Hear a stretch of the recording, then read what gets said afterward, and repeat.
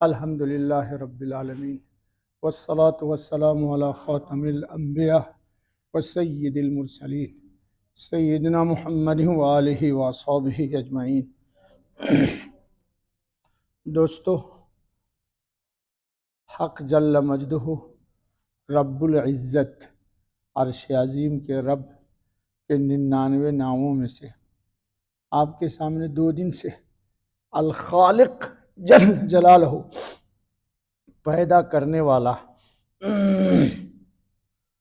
الباری ٹھیک ٹھیک بنانے والا۔ کل میں نے پرسوں بھی آپ کو سمجھانے کی کوشش کی تھی، اس کائنات عالم میں جتنی چیزیں ہیں سب کا خالق اللہ ہے، اور کس چیز کو کس چیز کی ضرورت ہے۔ مثلا انسان ہے تو اس کو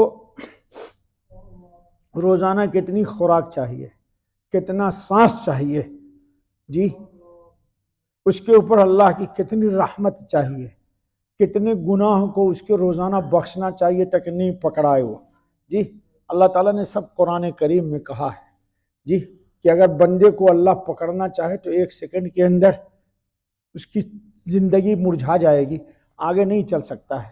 وَيَعْفُو عَنْ كَثِيرٍ، بغیر معافی مانگے ہوئے اللہ معاف کر دیتا ہے، جی بغیر معافی مانگے ہوئے معاف کرتا ہے۔ کتنے لوگ ہیں رات کی تنہائیوں میں گناہ کرتے ہیں اور صبح میں ان کو آسانی سے روزی مل جاتی ہے، کیوں؟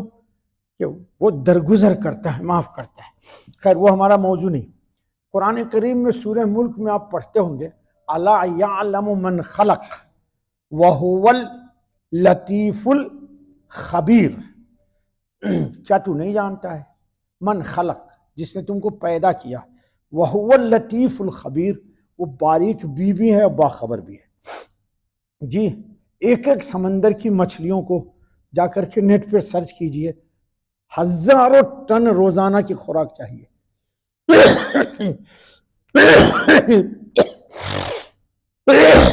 یہ خوراک کون پہنچاتا ہے؟ رب العزت پہنچاتا ہے۔ جی سمندر میں کوئی فیکٹری لگی ہوئی ہے، وہاں آپ کی طرف بہت سارے مارکیٹنگ والے بچے بیٹھے ہوئے ہیں یہاں، جی پیمنٹ لا کے نہیں دیتے ہیں تو ان کے اوپر بڑا بڑا مسئلہ پیدا ہوتا ہے، لیکن ہے وہاں کوئی؟ سمندر میں سب روزی کھا رہی ہے، جی دنیا میں ہم بھی کھا رہے ہیں، ہم تو کوئی مارکیٹنگ نہیں کر رہے بھائی۔ وَمَا مِن دَابَّةٍ فِي الْأَرْضِ إِلَّا عَلَى اللَّهِ رِزْقُهَا، اللہ نے کہا زمین پر جو بھی چل رہا ہے اس کی روزی میں نے اپنے ذمہ لیا ہے۔ یہ میں اس لیے سنا رہا ہوں کہ آپ اپنے بچوں کے فیوچر کے لیے تباہ و برباد نہ ہوئیے۔ آپ کے ہاتھ میں فیوچر، آپ کا فیوچر آپ کے ہاتھ میں نہیں ہے تو آپ بچوں کے لیے ٹینشن کیوں لیتے ہیں؟ یہ یقین کے لیے سنا رہا ہوں۔ وَمَا مِن دَابَّةٍ فِي الْأَرْضِ إِلَّا عَلَى اللَّهِ رِزْقُهَا، دنیا میں کتنے بچے ہیں جن کے نہ ماں ہے نہ باپ ہے؟ کہاں جا رہے ہو خان صاحب؟ تم کو جھگڑا کرنا ہے، جا کے باہر دیکھ لو، یہی پٹھانی دماغ ہے اس کا، جی اس کو برداشت نہیں ہوا، بھاگ گئے یہاں سے۔ کر لینے دے، جس ان کو نہیں کہانے سن رہے ہیں کہ مولوی صاحب درس دے رہے ہیں، استغفر اللہ۔ تو دوستو اللہ پاک رب العزت نے سب کا اپنے ذمے خلق لیا ہے۔ سانپ کو اس نے منہ میں زہر دے دیا نہیں دیا؟ اب میڈک کے منہ میں سانپ کا زہر مورا ہوتا ہے، ایک میڈک ہوتا ہے، لکھا بزرگوں نے، کتاب پڑھیے ایک عجائب مخلوقات، کہیں مل جائے اردو میں تو، دنیا کے کتنے جانور ہیں اور ان کی کیا خاصیتیں ہیں اور کیا کیا خوبیاں ہیں اس کے اندر۔ عربی میں بھی ایک کتاب حیات الحیوان، علامہ دمیری کی 2 جلدوں میں، پڑھیے اس کے اندر، جی تو سانپ کے منہ میں زہر ڈال دیا، جی اور میڈک کو زہر مورا عطا کیا۔ وہ میڈک جو کسی پرندے پر حملہ کرے تو سمجھ جائے کہ اس کے پاس زہر مورا ہے۔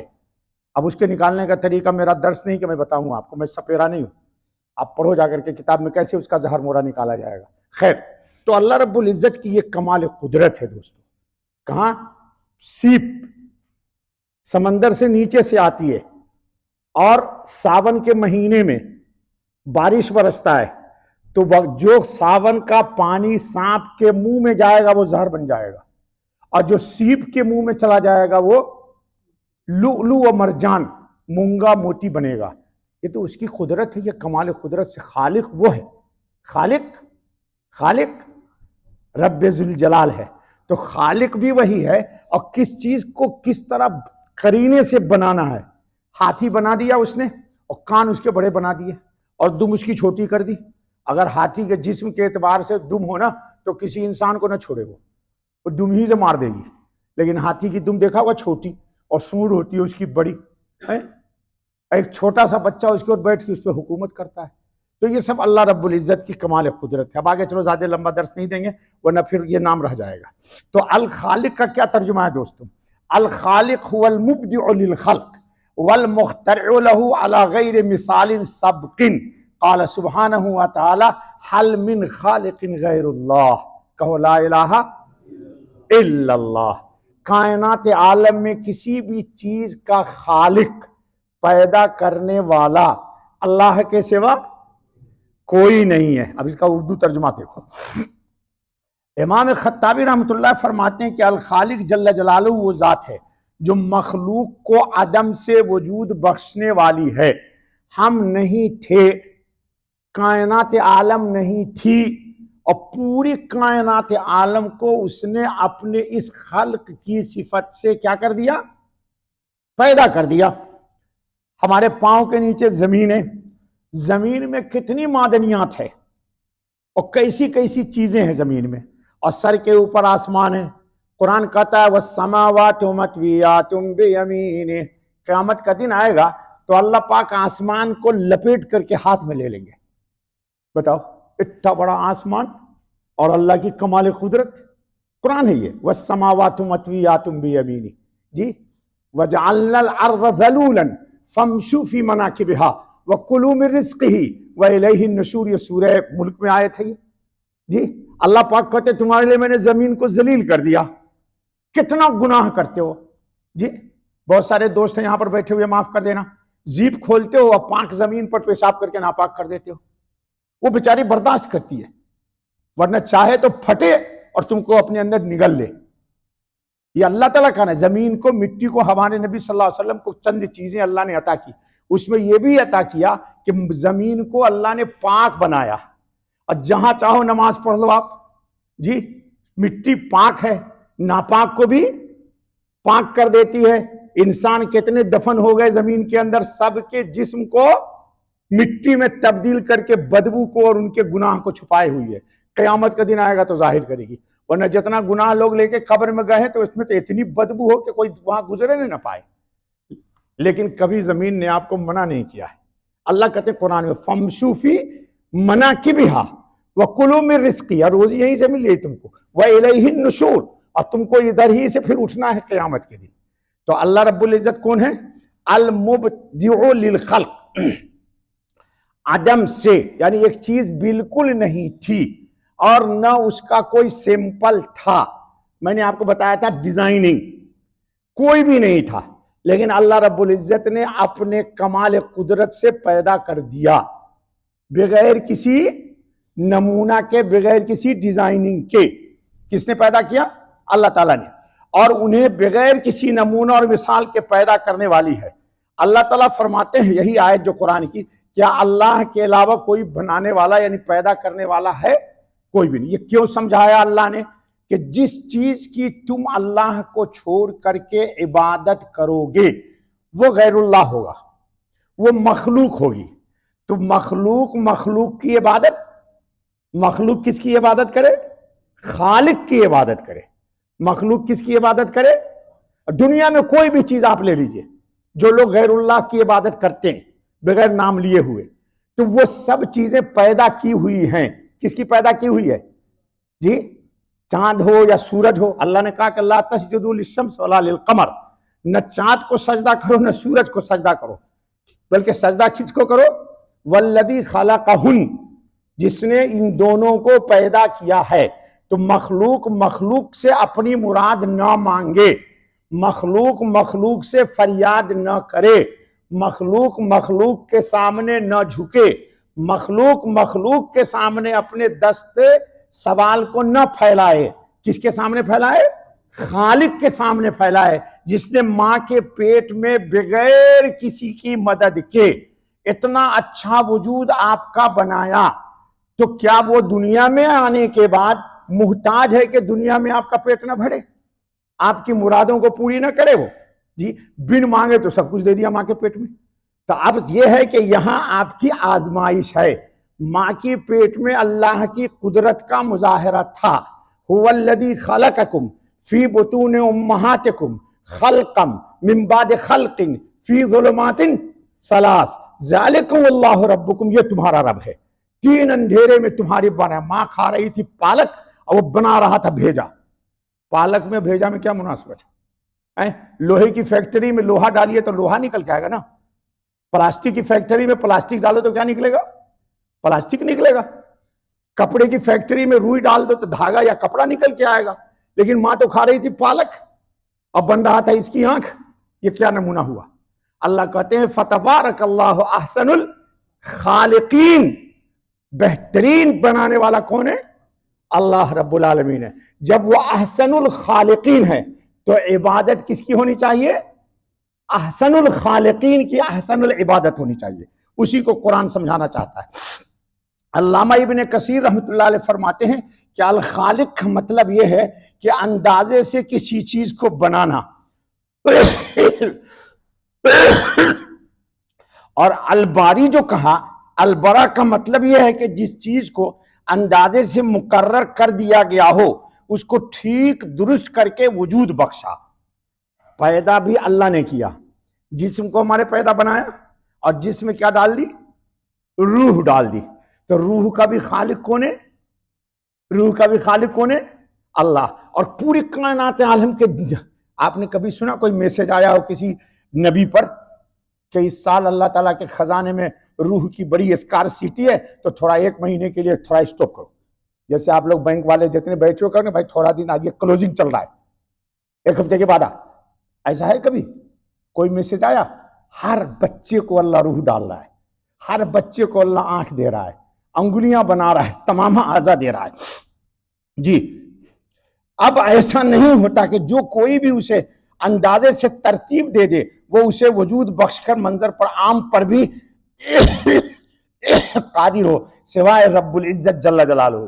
مثال کے طور پر آپ کہتے ہو کہ میں بہت بڑا کیا بولتے اس کو آرٹسٹ ہوں اور ایک بہت ہی خوبصورت تصویر ہاتھ سے بناؤ, اس میں جان ڈال دو گے؟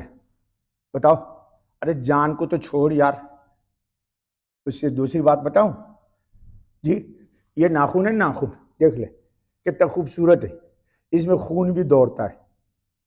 کوئی بڑا سے بڑا ملحد کو لا میرے سامنے, ملحد سمجھتے ہو جو اللہ کو نہیں مانتا ہے, اس کو بول کہ تو میرے سامنے ایک مجسمہ بنا, دنیا کی بلین تو لگا دے اس پر, لیکن اتنا سا مجسمے میں ناخن دکھلا دے کہ جس میں خون بھی دوڑ رہا ہو. بھائی اتنا سا میں بتا رہا ہوں, یہ دیکھو اتنا سا حصہ ہے جی, اس کے اندر کیا دوڑ رہا ہے؟ خون دوڑ رہا ہے نہیں دوڑ رہا؟ ناخن کاٹتے ہوئے ذرا زیادہ کٹ جائے تو خون نکل آتا ہے.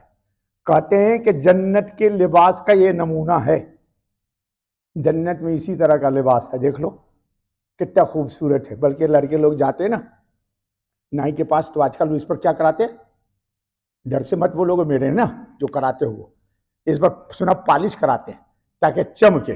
ارے کبھی اللہ اللہ کر کے دل کو بھی پالش کر لے یار, قبر میں جاؤ گے تو یہ روشن رہے گا, فرشتے بھی کہیں گے کیا بندہ آیا یار.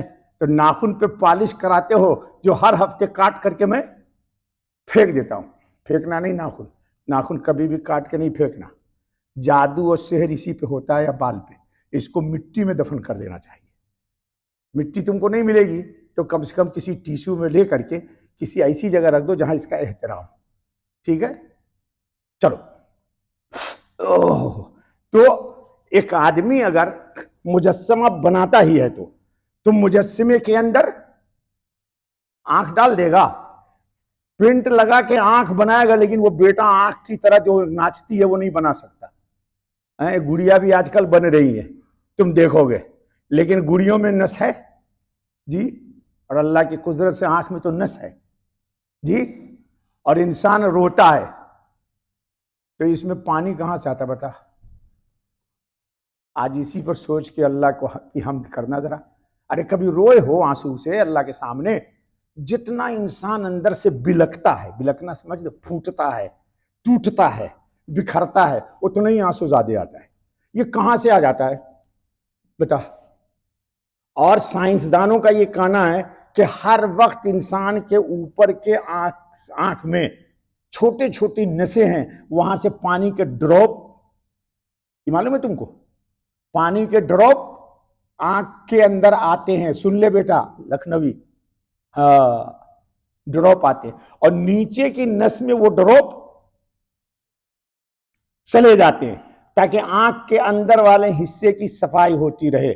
بہت سارے لوگوں کو دیکھا ہوگا، اور رونے میں کیا ہوتا کہ ایکسس ڈراپ آ جاتے ہیں وہیں سے، لیکن نیچے سے جہاں سے اس کو جانا ہے وہ تو باریک ہے، تو جو ایکسٹرا ہوتا ہے وہ آنسو کی شکل میں آ جاتا ہے باہر۔ یا بہت سارے لوگوں کو دیکھا ہوگا کہ بڑھاپے میں نیچے آنکھ سے پانی آتا ہے، تو پانی نہیں ہے، وہ اوپر سے پانی زیادہ آ گیا اور نیچے وہ نہیں جا سکا، تو اس کو ٹیشو سے صاف کرنا پڑتا ہے۔ وہ خالق کائنات ہے دوستو، اسی لیے نا اللہ تعالیٰ نے کہا ہے دوستو، میں نے 2 دن پہلے بتایا تھا کہ 3 اندھیرے میں تمہاری آنکھ میں روشنی ڈالا ہے اس نے، وہی اللہ نور السماوات والارض ہے۔ اس لیے دوستو اس نے اپنے رب کو پہچاننے کی کوشش کیجئے، اور یہ اس لیے میں پہچانوا رہا ہوں تاکہ آپ دعاؤں میں، خلوت کے اندر، تنہائی میں، مجمع میں نہیں ہوتی ہے یہ بات، اکیلے میں اللہ تعالیٰ کی ان قدرت کو سامنے رکھو اور کہنا کہ اے اللہ، ماں کی پیٹ میں جہاں کوئی نہ تھا، حتیٰ کہ میری ماں بے خبر تھی کہ پیٹ میں کیا کچھ ہو رہا ہے، اتریاں بن رہی ہیں، کلیجیاں بن رہی ہیں، گردے بن رہے، ہیالہ بن رہا، پھیپھڑا بن رہا ہے جی، اور کیا کیا بن رہا ہے، گولڈ بلیڈر بن رہا ہے، کیا بن رہا ہے، ماں کو کچھ نہیں پتا، اور خالق یہ سب تو نے لگایا ہے وہاں۔ تو اے اللہ میں تجھ سے سوال کرتا ہوں، کیا کہو گے؟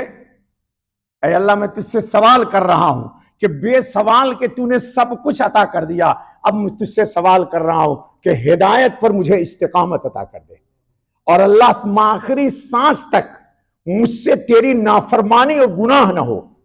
اور اے اللہ بس ایک آخری التجا ہے، کیا کہ ہر عطا پہ تیری الحمدللہ اور ہر خطا پہ میری استغفر اللہ، یہ بات قبول کر لے تو، ہر عطا پہ الحمدللہ اور ہر خطا پہ استغفر اللہ، یا اللہ یہ 2 بات قبول کر لیں۔ ٹھیک ہے دوستو؟ تو انسان جب اللہ کو پہچانتا ہے تو اللہ کی عظمت، اللہ کی قدرت، اس کی کبریائی، اور پھر آپ اللہ کے قریب ہو جاؤ گے۔ جتنی دعاؤں میں آپ کی قوت آئے گی نا، اللہ ایک بات تجربہ کر لینا، دعا بہت مانگتے ہو تم، میں دیکھتا ہوں دوستوں کو سجدے پہ سجدہ مانگ رہا ہے۔ ایک اور بنی نصیحت یاد رکھو، ایک آدمی 2 ہی رکعت پڑھتا ہے، اطمینان سے پڑھتا ہے، اور 1 رکعت میں 2 رکعت میں پڑھتا ہوں، 3 رکعت میں وہ 20 رکعت پڑھتا ہے، کون سی اچھی نماز ہے؟ لوگوں نے 10 رکعت پڑھنا فٹافٹ فٹافٹ سمجھ لیا، یہ اچھا نہیں۔ اللہ تعالیٰ کاؤنٹنگ نہیں کریں گے، یاد کان کھول کے سن لے، اللہ تعالیٰ کیا کریں گے جی؟ ہاں، وزن کریں گے، ویٹ ہونا چاہیے۔ کیا ہونا چاہیے؟ لوگوں نے کیا سمجھا ہوا ہے کہ کاؤنٹنگ کریں گے، نو کاؤنٹنگ۔ نیکیاں کیا ہوں گی؟ فَمَن يَعْمَلْ مِثْقَالَ ذَرَّةٍ خَيْرًا يَرَهُ وَمَن يَعْمَلْ مِثْقَالَ ذَرَّةٍ شَرًّا يَرَهُ، وزن ہوگا، وزن۔